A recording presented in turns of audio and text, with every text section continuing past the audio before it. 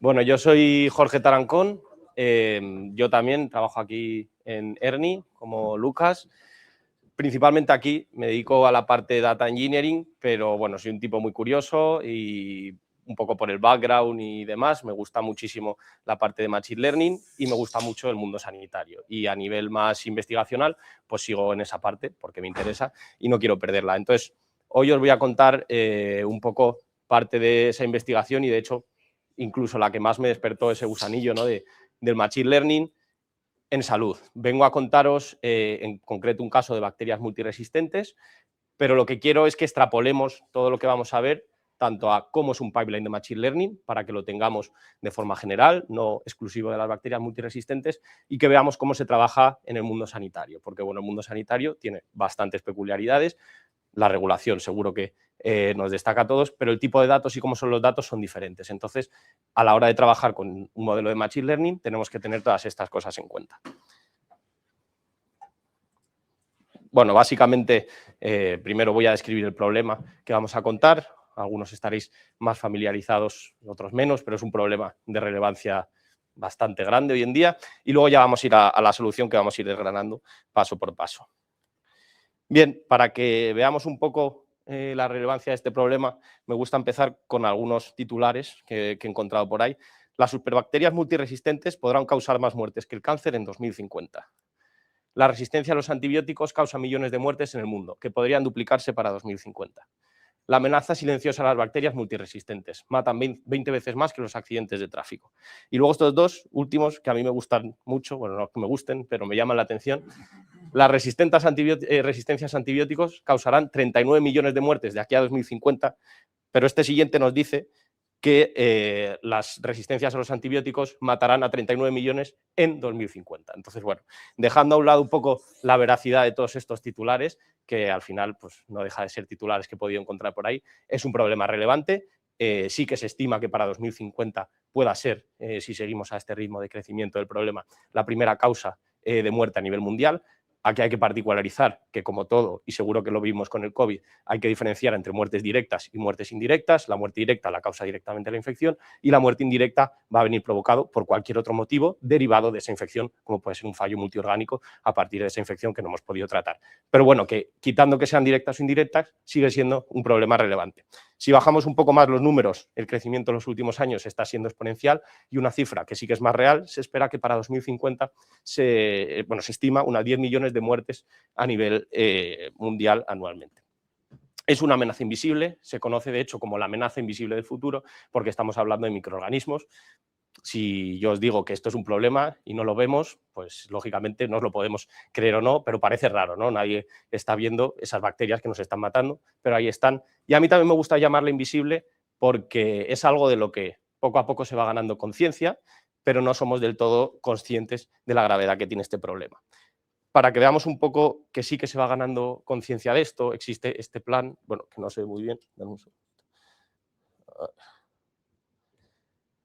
Este plan, que es el Plan Nacional de Resistencia a los Antibióticos, que está desarrollado por el Sistema Nacional de Salud y junto a la Agencia Española de Medicamentos y Productos Sanitarios, que básicamente tienen una guía de cómo hay que actuar, principalmente en hospitales, pero además con el uso de estos antibióticos. Entre otras muchas cosas, y que yo también he seguido parte de mi investigación por ahí, generan un grupo PROA, que se llama, que es un programa de optimización del uso de antibióticos, que lo que viene a hacer es revisar las pautas de los antibióticos en los hospitales. A esto voy a volver luego, pero en los hospitales muchas veces se pauta con información limitada. Pautamos antibióticos porque sabemos que hay algo, pero no sabemos exactamente qué hay, pero sabemos que puede haber una infección y queremos tratarla a tiempo. Entonces, estos grupos PROA se reúnen y revisan todas estas pautas. Pues bien, ¿qué podemos hacer nosotros para que estos grupos PROA sean menos intervencionistas y lo que hagamos es adecuar esa pauta dándole más información al clínico, ¿no? Y de esto va un poco el proyecto que voy a contar. Sí. Esto significa que bacterias evolucionan y no hay ya antibióticos que lo tratan, o a nivel de población mundial, como recibimos muchos tratamientos de antibióticos durante nuestra vida, al final llegamos a punto cuando hay bacterias que nuestro cuerpo ya no puede tratar con antibióticos que existen en este momento. Lo vamos a ir, justo eso lo voy a ir contando, pero básicamente es lo que comentas. Al final tratamos muchas cosas con antibióticos, infecciones, no solo que tratemos muchas veces con antibióticos, sino que a veces nos equivocamos y damos el antibiótico que no es el más adecuado, por ejemplo. Entonces eso hace, que es lo que os voy a mostrar ahora, que esos antibióticos dejen de ser efectivos porque se generan resistencias. Cuando yo no puedo tratar con ese medicamento, tengo que buscar otros. Pero a día de hoy hay veces que nos quedamos, cuando ocurre este problema de la multiresistencia, nos quedamos sin antibióticos con los que tratar. Entonces ahí aparece el problema de que no podemos tratar una infección y esa infección puede agravar en sepsis o en cualquier otro fallo. Entonces, no sé si he contestado, pero si no, de todos modos, vamos a ir viéndolo porque lo voy a contar y luego si no, comentamos. Los causantes, los pongo aquí como si fueran los malos, no son los malos los antibióticos, de hecho son los buenos, pero es verdad que al final el problema viene por el uso que hacemos de los antibióticos. Quizás tenía que haber puesto un humano, de hecho le he puesto, está aquí, es Fleming, desde que se inventó la penicilina, pues los antibióticos lógicamente han servido para tratar todas esas infecciones. Voy a hablar indistintamente de antibiótico y antimicrobiano, porque el problema de las multiresistencias afecta a los antibióticos, pero los antimicrobianos incluyen otro tipo de microorganismos, ¿no? Un antimicrobiano es una sustancia que mata o elimina el crecimiento de un microorganismo. Si este microorganismo es una bacteria, hablamos de antibiótico. Si este microorganismo es un hongo, hablamos de antifúngico, antiviral, antiparasitario. El problema principalmente es de los antibióticos, porque quizás son los más usados y las infecciones son más frecuentes de antibióticos, pero el problema se extiende a otros tipos de microorganismos. Entonces, este señor, con su invención, permitió que la medicina avanzara a poder hacer tratamientos complejos, tratamientos invasivos, cirugías mayores, que si seguimos a este ritmo de problemática, lo que vamos a conseguir es que no podamos tratarnos con estos antibióticos. Y esto al final va a ocurrir a lo que estamos comentando, que una herida pueda ser una causa de muerte, una herida superficial, ¿vale? Si bien entonces el antibiótico trata de matar un microorganismo, bueno, una bacteria, o el antimicrobiano trata de matar un microorganismo, la resistencia antibiótica o antimicrobiana ocurre cuando ese microorganismo no es sensible a ese antibiótico. Entonces eso, hay unas resistencias que son estas, las intrínsecas o naturales, que son por biología, no puedes matar determinadas bacterias con determinados antibióticos y es por eso que existen diferentes familias. No son un problema porque eso ya lo conocemos y para eso sí que tenemos diferentes familias de antibióticos que las maten, ¿no? El problema viene por estas de aquí, que son las resistencias adquiridas, que son un problema más grave y es lo que vamos a ir comentando en estas próximas slides. Será bueno, para que conocierais un poco en qué consiste la resistencia antimicrobiana. Entonces, si la resistencia antimicrobiana es esa capacidad de una bacteria de sobrevivir a un antibiótico, la multiresistencia ocurre cuando esa bacteria es capaz de sobrevivir a más de una familia de antibióticos, lógicamente, clínicamente no relacionados. Esto básicamente ocurre porque por el motivo que sea no damos el antibiótico correcto o no damos una dosis adecuada, ahora veremos un poco por qué puede pasar eso, y las bacterias no se matan, ¿no? Entonces, esas bacterias que sobreviven adquieren una resistencia por una mutación, se adaptan y sobreviven y pueden transferir esas resistencias ya sea bien a las descendientes, esto es lo que se conoce como transferencia vertical, no es tan importante, sí es importante, pero no es tan relevante como la otra transferencia que es la transferencia horizontal, que esta ocurre cuando las bacterias no están relacionadas y esto es un problema, primero porque no dependemos de que una célula se divida y segundo porque nosotros, como sabéis, tenemos muchas bacterias en el cuerpo, entonces es mucho más fácil propagar con esa transferencia horizontal. Las causas, no voy a entrar mucho, voy a hacer un poco aquí de labor social, es un problema multifactorial. Algo muy grave es el tema del uso incorrecto de antibióticos. Por favor, no os automediquéis, que eso ya no es tan habitual, pero algo que sí es muy habitual es, oye, me lo pautan una semana, me lo tomo 3 días, me encuentro bien y lo dejo. Pues no, eso lógicamente puede no matar las bacterias, te puedes encontrar mejor y al final las estamos ayudando a generar esas resistencias, ¿no? Y otra parte muy importante, que de hecho es en la que nos vamos a centrar, es la de los diagnósticos incorrectos. Como he dicho, los clínicos pueden no tener toda la información, ahora veremos por qué, y muchas veces damos amplio espectro. Amplio espectro funciona contra varias familias de bacterias y el espectro reducido va más dirigido, ¿no? Así a grosso modo. Entonces, muchas veces tenemos que dar amplio espectro porque no sabemos quién es nuestro enemigo. Esto, para tomar una decisión rápida está bien, pero ¿y si tenemos más información y podemos dirigir ese tratamiento, ¿no? Pues ahí es donde nosotros queremos ayudar. Al final, se trata de una amenaza a nivel global, que, bueno, a nivel de muerte ya hemos comentado que va a afectar en 2050 si seguimos a este ritmo mucho. Ya principalmente se ve en países, bueno, en este caso se ven los continentes, pero un poco menos desarrollados, pero es que económicamente también nos afecta. Podemos pensar que es un problema de tercer mundo, pero es que es un problema a nivel global. Y es que se estima que hasta 2050 nos haya producido una pérdida en el Producto Interior Bruto global de 100 trillones de dólares americanos, que es mucho, no sé ni cuántos son, creo que son como 100 billones en moneda más hablada de castellano, ¿no? Pero bueno, mucho dinero. Entonces, todas esas consecuencias se agravan en los centros sanitarios, porque en los centros sanitarios tenemos pacientes enfermos, es un entorno especial para las bacterias para desarrollarse, ¿no? Tenemos pacientes inmunodeprimidos, gente vulnerable, comorbilidades, edades avanzadas. Entonces, en los hospitales todo esto se agrava en 3 ámbitos. Impacto económico, lógicamente, si no podemos tratar a los pacientes y están más malitos, estancias más largas y costes mucho más elevados. En impacto social, pues como sabemos, un sistema sanitario saturado, que estaríamos saturando más porque tendríamos más gente en los hospitales, y en impacto clínico lo que provoca es que un aumento de la mortalidad, porque pacientes mucho más graves, pacientes más difíciles de tratar, lo cual, como decimos, redunda en el impacto económico, y sobre todo, y algo que esperemos que no pase, es esa vuelta a la medicina preantibiótica, que esperemos que no llevemos a ese caso. Esto se agrava en las unidades de cuidados intensivos, que es donde nos vamos a centrar aquí, porque las unidades de cuidados intensivos hay muchos más tratamientos invasivos, suele haber mucha gente con ventilación mecánica, que es un tratamiento invasivo, suele haber muchas más cirugías, suele haber catéteres, todo eso favorece que las bacterias puedan llegar más fáciles a los pacientes, entonces por eso nos vamos a centrar en las unidades de cuidados intensivos.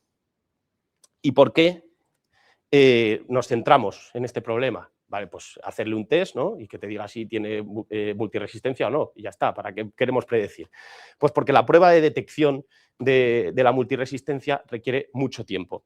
Es una prueba que consume entre 48 y 72 horas, porque tienes que dejar una placa de cultivo donde crece una bacteria y sobre esa realizas un antibiograma, que es básicamente el testeo de diferentes antibióticos para ver a cuáles es sensible y a cuáles es resistente. Y en los entornos de UCI, que aquí es lo más importante y a donde yo quería llegar, no tenemos tiempo. Un paciente que se me está muriendo, yo no puedo demorar una decisión a 3 horas o a 10 horas o a 15 días porque, oye, es que no sé qué resistencia tiene. No, necesito saber ya qué hacer con mi paciente porque eso le puede salvar la vida. Entonces, ahí, no sé si veis un poco hacia dónde vamos, pero es donde nosotros con datos podemos ayudar a los clínicos. No es que no vamos a sustituir a esos clínicos, que también es algo importante, sino que les vamos a dar más información para que su trabajo lo puedan hacer con la mayor información posible. Entonces, el problema que queremos resolver aquí, vamos llegando un poco a la parte más técnica, es la predicción del desarrollo de bacterias multiresistentes en esas primeras 48 horas de estancia en UCI. Con estas primeras 48 horas, lo que estaríamos es, si yo predigo de aquí a 48 horas, me estoy adelantando a esa detección que me da la prueba, y encima diferenciamos entre infecciones nosocomiales y no nosocomiales. Las nosocomiales son las que se desarrollan en el ámbito sanitario y las no nosocomiales las que ocurren fuera. Las nosocomiales en la UCI se pueden prevenir. Al final eso es transmisión cruzada, es decir, pues no tocar a un paciente que está infectado y luego tocar en otro lado sin lavarse las manos. Todos estos temas se pueden predecir, pero lo que no podemos predecir en UCI es con lo que viene el paciente. Eso no lo sabemos. Entonces, aquí con ese umbral de las 48 horas también estaríamos diferenciando ambos tipos de infecciones. Este problema, para resolverlo, tratamos con datos clínicos reales. Esto ahora veréis en qué impacta, pero es importante porque los datos clínicos reales, como hemos dicho, tienen ciertas particularidades. Tratamos con 3.013 episodios clínicos de 2.600 pacientes. Un paciente puede tener más de un episodio clínico. Esto es un criterio de diseño del problema. Nosotros decidimos que si un paciente viene más de una vez a la UCI, lo consideramos como pacientes separados. Y otro criterio de diseño es la restricción temporal. Nosotros queremos predecir a las 48 horas, por lo tanto, eliminamos toda la información que sea posterior a esas 48 horas, porque si nosotros incluimos esa información, podríamos estar falseando a nuestro modelo. Si yo lo que quiero es predecir a esas primeras 48 horas, toda la información que viene después no la voy a tener cuando llegue un paciente real, por lo tanto, la eliminamos. Un ejemplo simplemente de datos, contamos con datos demográficos y clínicos, de edad, scores de pacientes, comorbilidades, datos de antibióticos y datos de la ventilación mecánica que tienen. Esto es un poco la clasificación de los datos. Tenemos 2.491 pacientes, de esto, episodios que no son multiresistentes, 270 que son multiresistentes en las primeras 48 horas y 252 que son multiresistentes pasadas las 48 horas. Sin embargo, lo que hemos dicho es que tenemos una restricción temporal a esas primeras 48 horas. Por lo tanto, para mí, los 252 pacientes multiresistentes pasado ese umbral son no multiresistentes. Por lo tanto, lo que tenemos aquí son dos clases, multiresistentes y no multiresistentes en esas 48 horas, independientemente de lo que pase después, por lo que hablamos de clasificación binaria, y tenemos un claro ejemplo de desbalanceo de clases. Esto es algo muy típico en general en sanidad. Al final, por la prevalencia de las enfermedades, hay enfermedades más prevalentes y menos, pero solemos hablar de clases desbalanceadas porque tenemos menos casos positivos que negativos, ¿no? Entonces, esto es algo que siempre hay que tratar con ello en sanidad, porque si no, nuestro modelo, en lugar de aprender bien, me va a contestar lo que haya entendido con los datos de entrenamiento. Que ahora Jorge. Entonces, las dos clases es resistente o no resistente en menos o igual a 48 horas. Sí, o sea, los de multiresistentes de más de 48 horas los vamos a considerar como no multiresistentes y se van a sumar los no multiresistentes en todo el episodio con los multiresistentes pasados esas 48 horas, porque a nuestra información, a nuestros ojos, estos son no multiresistentes. Yo lo que pasa después de las 48 horas lo olvido. ¿Y cómo solucionamos esto? Pues se lo pedimos a... No, estaría bien, ¿no? Se lo pediría... No, pero no es así, no es así. Aquí vamos a hablar de algo bastante más clásico. He puesto este meme que, bueno, me gusta mucho. Vamos a entrar, seguro que lo habéis visto, vamos a entrar un poco en Machine Learning. Al final vais a ver y lo vamos a ir viendo, y a mí me gusta mucho porque realmente describe la realidad, que muchos de los conceptos que vamos a hablar son estadística pura y dura, pero bueno, vamos a hablar de Machine Learning un poquito más clásico. Esta sí es la solución de verdad, no la de Claude y ChatGPT, que, bueno, la vamos a ir desgranando paso a paso, pero principalmente tenemos una fase de preprocesamiento de los datos, es un pipeline de Machine Learning clásico y típico, preprocesamiento de los datos, selección de características, entrenamiento y test, ¿no? Entonces ahora vamos a ir viendo cada una de las fases. ¿Por qué hacemos este preprocesamiento? Pues otra imagen que seguro que conocéis muchos todos, perdón, que me he adelantado, garbage in, garbage out. Yo puedo tener los mejores modelos del mundo, incluso se lo puedo pedir a Claude, puedo utilizar GPUs de NVIDIA, que si mis datos no valen para nada, por no decir otra cosa, voy a seguir teniendo lo mismo cuando le pase el modelo predictivo, ¿no? Entonces, es algo importante. Y es algo importante, sobre todo, en sanidad. Pueden existir otros casos en los que los datos nos vengan más limpios o más unificados. En sanidad tenemos muchísimos sistemas, porque hay muchos servicios y cada servicio, no es literalmente así, pero está controlado por diferentes sistemas. Tenemos un sistema de laboratorio, un sistema de UCI, un sistema de la información hospitalaria, como la historia clínica electrónica. Todos estos sistemas trabajan de forma independiente. Hoy en día hay más interoperabilidad y sí que hablan, vamos a decir, el mismo idioma, el mismo ID de paciente, pero muchas veces no. Por ejemplo, en este caso, buenas tardes, ¿qué tal? Por ejemplo, en este caso, yo me he encontrado con que nuestra historia clínica electrónica tenía un ID de paciente y un ID de episodio, pero la historia de los pacientes de UCI tenían otro ID de paciente que podíamos cruzar luego por una tabla de mapeo y otro ID de episodio que encima no podíamos cruzar. Entonces, ¿cómo cruzas esa información? Pues a través de fechas. Entonces, aquí tienes que hacer un trabajo de preprocesado, que es donde se va la mayor parte del tiempo, y es lo que quiero que entendamos todos, que es la mayor parte y lo más importante. Además, aquí interactuamos mucho con el clínico, porque hay que hacer validaciones, aunque parezca que no. hay datos que son incorrectos, diríamos, no, en sanidad no puede haber porque estamos hablando de salud, hay datos incorrectos que tenemos que corregir, variables que se salen de rango y muchas veces no tenemos ese conocimiento. Entonces, esto es un trabajo muy cercano junto con el clínico para que te ayude a trabajar en estos datos. Y luego os he puesto una transformación que es muy típica tanto en pipelines en general de Machine Learning, pero en concreto en sanidad por la naturaleza de las variables, y que va a ser muy relevante para nosotros, por eso también la pongo, que es la de one-hot encoding. Este one-hot encoding lo que hace es convertir variables categóricas en variables, variables categóricas que no son ordinales, que no siguen un orden natural, en variables numéricas, en concreto binarias, porque las categóricas no se las podemos pasar directamente al modelo. Para que veamos un ejemplo, por si no conocéis esta transformación, nosotros aquí tenemos una variable que es departamento de origen, que en este caso solo tiene 2 clases, medicina interna y urgencias, pero podemos tener 20 clases más, cualquier servicio, ¿no? Lo que hacemos es transformar de tal forma que por cada clase obtenemos una nueva variable y le ponemos un 1 en aquella donde sí corresponda y un 0 donde no. Entonces, esto, como veis, aquí lo hemos hecho solo con 2 variables, pero ¿qué provoca? Que me incremente muchísimo el número de características. Esto puede llevar a un concepto estadístico puro, que es la maldición de la dimensionalidad. Esto lo que significa es que tenemos muchas características y muy pocos datos con lo que entrenar, que es otro problema que suele aparecer en sanidad, porque pacientes en UCI, por suerte, no hay muchísimos. Esto significa que quiero aprender con un conjunto de datos pequeño. Por eso de las 12 features a 95, ¿no? Efectivamente, por eso pasamos de 12 características originales a 95, porque aquí os estoy poniendo un ejemplo con solo 2 departamentos, pero primero hay más variables y segundo hay más clases dentro de cada una de esas variables. Esto sí, lo pongo para que no se me olvidara.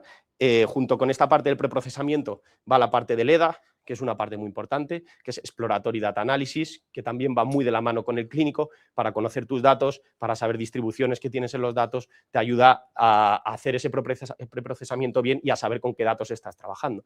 Y aquí pues puedes descubrir muchísimas cosas, como por ejemplo que tus clases están desbalanceadas.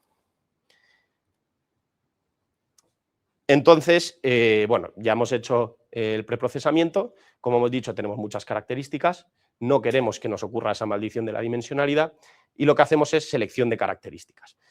Selección de características, en este caso lo hacemos, entre otras cosas, por eso, porque no queremos esa maldición de la dimensionalidad, pero si no la tuviéramos y tuviéramos, me lo invento, 20 características, también podría ser adecuado hacerla, porque tú al modelo no le quieres pasar ruido, quieres saber qué características son importantes para tu problema. ¿Y cómo vamos a saber cuáles son importantes para nuestro problema?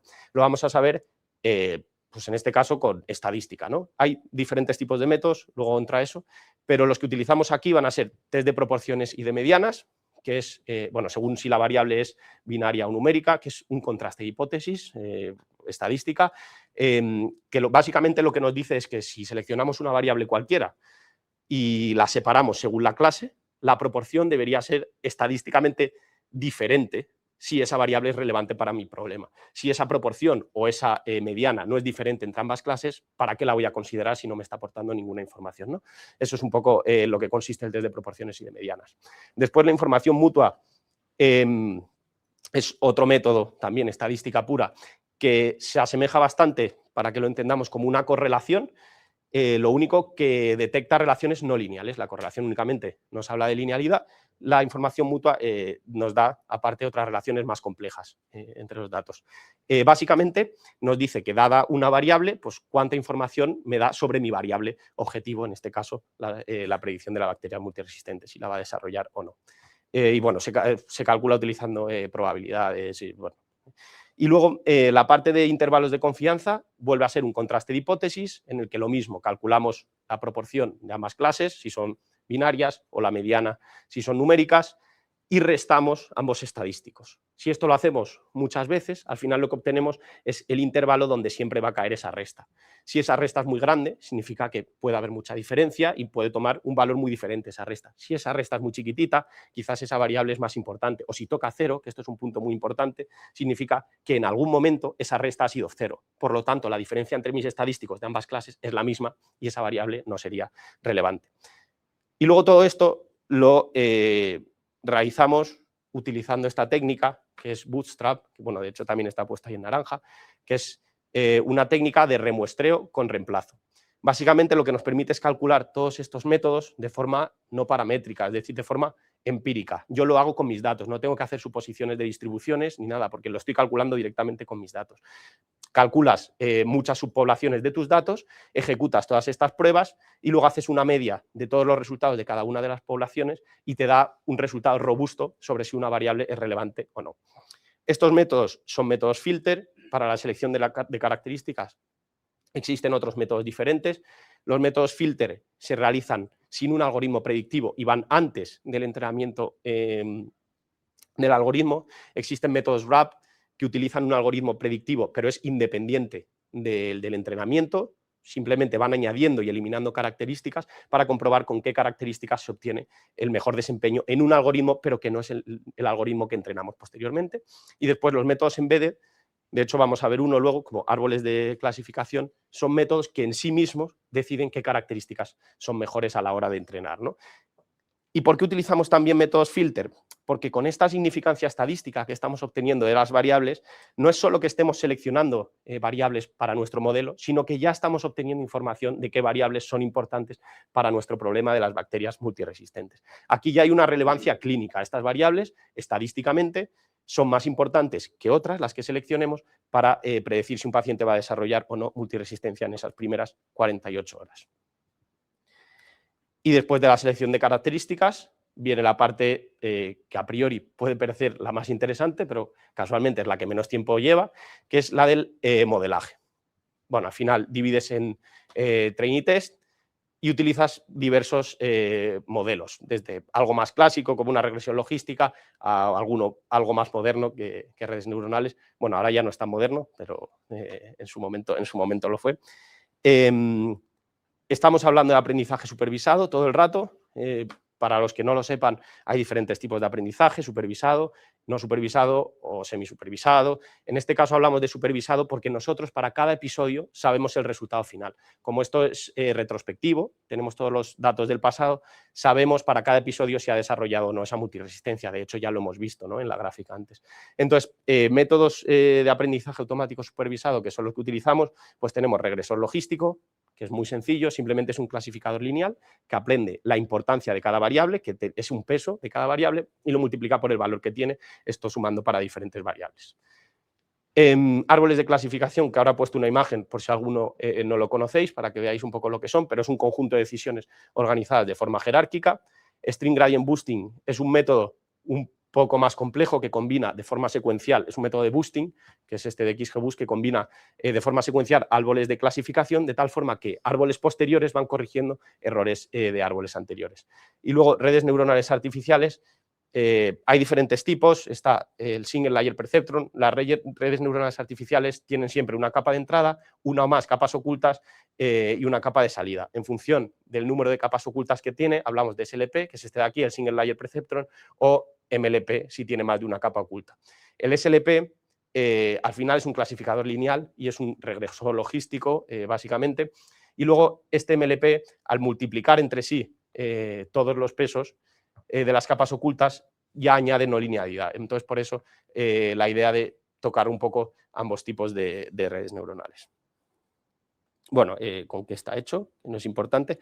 Y el caso de lo de las clases desbalanceadas. Esto, como hemos dicho antes, es algo que tenemos que solucionar. Luego he puesto un ejemplo de qué pasa si no lo hacemos. Pero, bueno, clases desbalanceadas, pues 70-30 empieza a ser desbalanceado, 80-20 tenemos un buen desbalanceo, pero es que aquí, no sé si os acordáis, pero hablábamos de un 90-10 de desbalanceo, o sea que el caso de desbalanceo es bastante extremo, ¿no? Aquí lo tratamos con dos métodos, hay otros, pues, como por ejemplo eso puede ser oversampling. Utilizamos, por ejemplo, este primero de undersampling porque es muy sencillo. Aquí lo que haces es simplemente eliminar muestras de la clase mayoritaria. Es muy sencillo porque lo único que te requiere es eliminar muestras, pero lógicamente tampoco es óptimo. No es que te quedes sin datos, porque de la clase equiparas, ¿no? De la clase minoritaria siempre tienes ese número y ese es hasta el que bajas, pero estás eliminando información que puede ser útil. Aunque sea de la clase mayoritaria, te puedes estar quitando información que es útil, ¿no? Entonces, no es el método más óptimo, pero es muy sencillo, por eso se suele utilizar. Y luego hay otro método, que es este de la modificación de la función de... Bueno, hay más, como digo, estos son los que hemos utilizado. Modificación de la función de coste. que cuando tú tratas de que un algoritmo aprenda, lo que trata es de minimizar una función de coste, de minimizar ese error.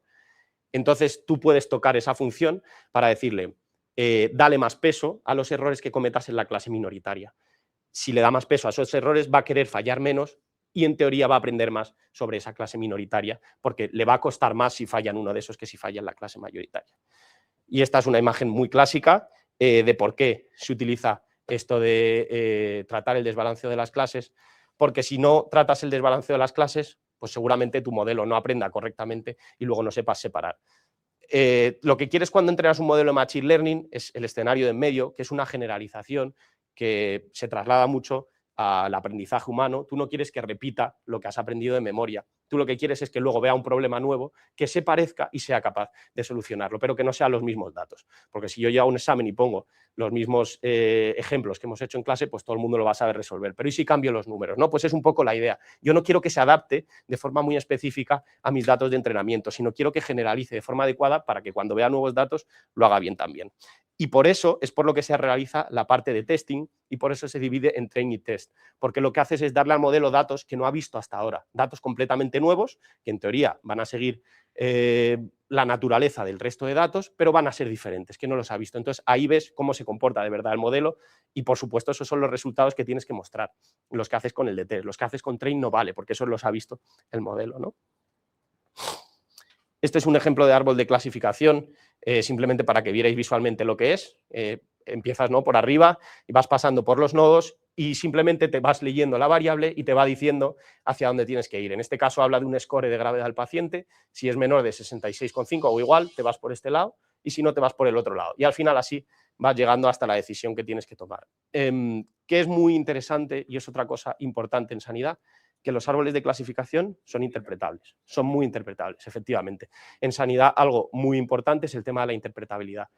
Hoy en día, incluso con las redes neuronales, eso está mucho más trabajado, porque ya sí que te explica qué va haciendo por detrás, pero cuando a un clínico le tienes que ayudar a tomar una decisión, a él le interesa saber de dónde viene eso que le estás poniendo. Y estos árboles son muy intuitivos y por eso gustan mucho en sanidad.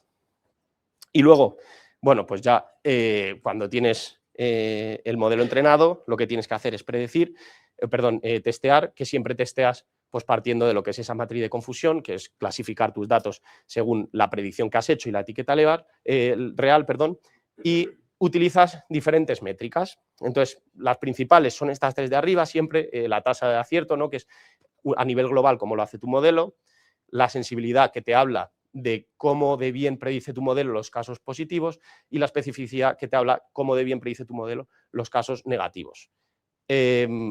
Lógicamente hay que combinarlas. Aquí de hecho existe combinación de métricas que hemos comentado, y es importante que no se evalúe en base a una métrica, porque esta métrica, por ejemplo, en particular la de tasa de acierto, es una métrica muy falseable, sobre todo cuando hablamos de datos desbalanceados.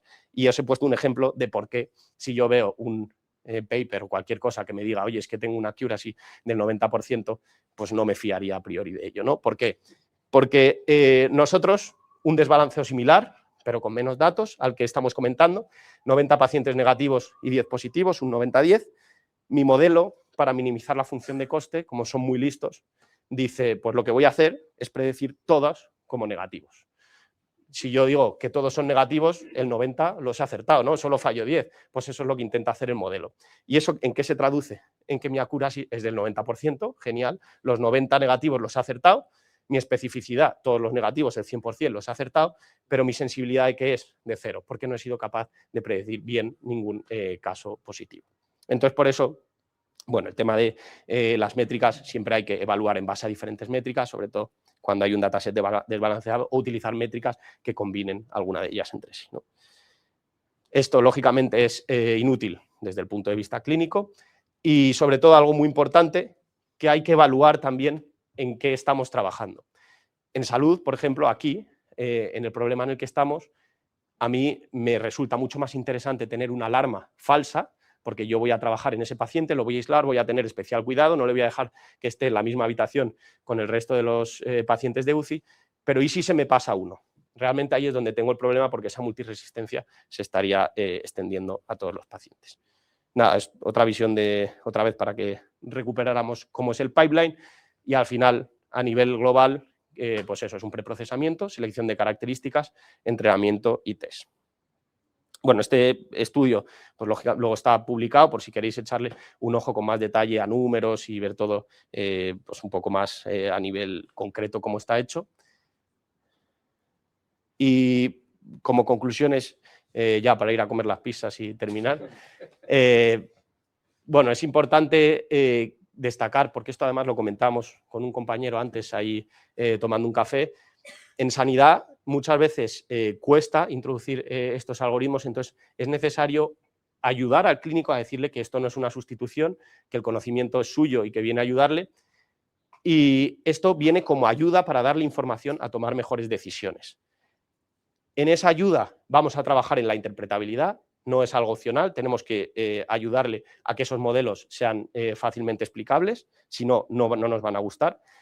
Y luego lo que hemos venido diciendo también, que la parte del modelo predictivo es importante, pero es una parte menor, que al final todo se va en el preprocesamiento, y la parte más importante que es transferir ese conocimiento clínico a los datos, porque depende de cómo hagas ese preprocesamiento, tu resultado va a ser uno u otro. Y eso era todo lo que os quería compartir. Nada, muchas gracias.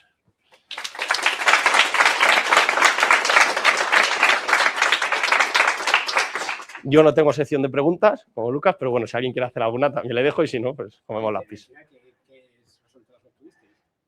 Eso hay que verlo en el paper, esto lo he puesto ahí como... No, te comento. te comento. De hecho, pero lo puedes mirar eso, ¿no? Los resultados con esta aproximación fueron bastante malos. Vamos a matizar, son malos, un 70% de accuracy, 68% de sensibilidad, 72% de especificidad, algo así, o sea, malos, pero es verdad que las aproximaciones son bastante sencillas. De hecho, muchos de los clasificadores que mejor funcionaban eran incluso lineales, entonces era muy sencillo. Y luego, además, como digo, he continuado con esto y se vio que, bueno, una cosa que no os he comentado, todo esto de la predicción de la bacteria multiresistente viene porque en UCI los clínicos tienen interiorizado que es un indicador muy importante del desenlace del paciente. Si un paciente en UCI tiene multiresistencia, desarrolla multiresistencia, muy probable ese paciente fallezca. Entonces, lo que al final tratábamos de predecir en último objetivo es la muerte del paciente, ¿no? En UCI. Y entonces se intentaba hacer con esta predicción de multiresistencias, pero no era un problema fácil, y de hecho a lo que estamos migrando un poco es a directamente predecir la muerte del paciente sin pasar por la multiresistencia. La variable a medir era directamente ya la muerte principal, como el feature, decir, bueno, la variable que queríamos predecir. Sí, realmente esto viene porque los clínicos vieron que un indicador muy importante eso de la muerte del paciente era el desarrollo de multiresistencia, efectivamente. Y de hecho ahora estamos migrando más hacia predecir directamente la muerte del paciente, porque vemos que esto hasta ahora no hemos conseguido tampoco ningún... Un poco más que cada casualidad. Claro, más del 50%. Claro, efectivamente. Muy bien, interesante. Sí.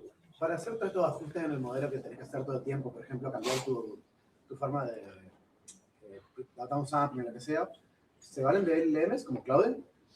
Como herramientas. Cuando hice esto, no. Pero a día de hoy sí lo utilizaría. Esto, el paper, bueno, lo veréis, no sé, tiene 3 años o algo así, entonces no estaba tan de moda esto de los LLM, pero bueno, a día de hoy sí que lo utilizaría. De todos modos, es que los ajustes, y esto va un poco en la línea de lo que quiero transmitir, de que lo que hay que hacer es ponerle cabeza al preprocesamiento. Los ajustes en el modelo es que son una línea de código, si es que tú al final utilizas una librería. A mí pasar a la función de coste es poner un argumento de class weight, o sea, realmente a nivel programático no te supone nada, es la idea, es el concepto lo que es importante en esto. ¿Hiciste en Python? Sí, está hecho en Python, bueno, de hecho no se llega a productivizar, pero muy básico, Jupyter Notebook, ¿no? La herramienta del Data Scientist extendida, pues empezó en Jupyter Notebook, sí. Sí. Para el training dataset y el dataset que lo pusiste para entrenar y el test de dataset, ¿cómo distribuiste? ¿Es 80-20? 80-20 creo que era. La verdad es que ahora me pillas un poco, seguro que está puesto en el paper, pero creo que era 80-20. Y luego, de hecho, tampoco lo he contado porque por tiempo y demás, pero se hace con, lo ponía creo, no hacemos una única división en training test, sino que hacemos bootstrap también para obtener un resultado robusto, que no dependa de una única división en training test. Y ahí no utilizamos validación cruzada porque otra vez tenemos la restricción del número de muestras, entonces al utilizar bootstrap lo que tenemos es reemplazo, por lo tanto no repetimos. Y estos datos fueron que por ley los datos tienen que ser enmascarados, libres, todo lo de la protección de datos de aquí. Sí, pero no, yo, bueno, Los consiguieron de... no.